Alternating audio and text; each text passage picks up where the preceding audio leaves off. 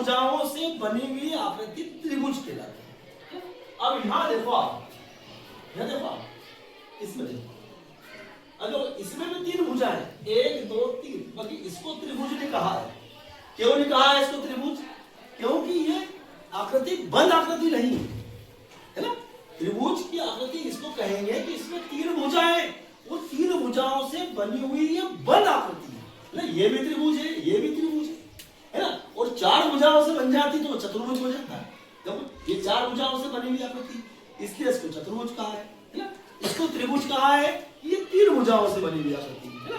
अब यहां देखेंगे अपन त्रिभुज के प्रकार, भुजाओं के आधार पर, भुजाओं के आधार पर त्रिभुज के प्रकार अपन ने देखे। तो यहां देखो कि हमने यहाँ पे देखो क्या देखिए, ये एक त्रिभुज है ना, त्रिभुज। अब इस त्रिभुज में क्या हुआ, इसको जब हमने यहाँ पे नापा इसकी सहायता से, तो ये निकला है 4 सेंटीमीटर का। ये लंबाई 4 सेंटीमीटर। जब तीनों भुजाओं की लंबाई एक समान हो तो इसका नाम हो जाता समबाहु त्रिभुज।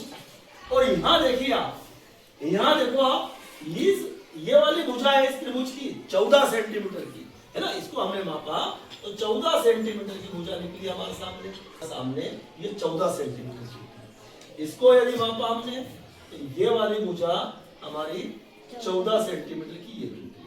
अरे दोनों भुजाएं 14 सेंटीमीटर की है और इसकी लंबाई है 13 सेंटीमीटर। जब 2 भुजाएं समान लंबाई की हो, एक भुजा अलग लंबाई की हो, तो इसका नाम हो जाएगा समद्वि। सम माने समान, द्वि है ना 2 भुजा, 2 भुजा समान होती है, उसको बोलते हैं अपन समद्विबाहु त्रिभुज है ना। और इसको देखिए अपन, ये देखो ये वाली जो है ये 11 सेंटीमीटर की, ये सेंटीमीटर, देखो ये 16 सेंटीमीटर की, ये वाली भुजा 11 सेंटीमीटर की, और ये 11.5 है। तीनों भुजाओं की लंबाई अलग अलग है। जब तीनों भुजाओं की लंबाई अलग अलग है तो अतुल इसको ये बताओ इसका नाम क्या हो जाएगा? विषमबाहु त्रिभुज। विषमबाहु त्रिभुज हो जाएगा है ना। और जब 2 भुजाओं की लंबाई समान है तो एक भुजा की लंबाई अलग है, हाँ तो आयुष क्या हो जाएगा? समद्विबाहु त्रिभुज। और जब तीनों भुजाओं की लंबाई एक समान है तो आयुष क्या हो जाएगा उसका? अक्षय आप बताओ, अक्षय आप बताओ। समबाहु त्रिभुज हो जाएगा।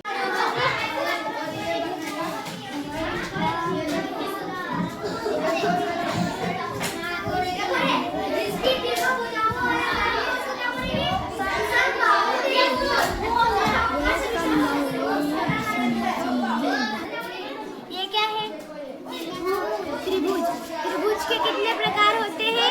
3। एक समबाहु, विषमबाहु और एक समद्विबाहु। समद्विबाहु में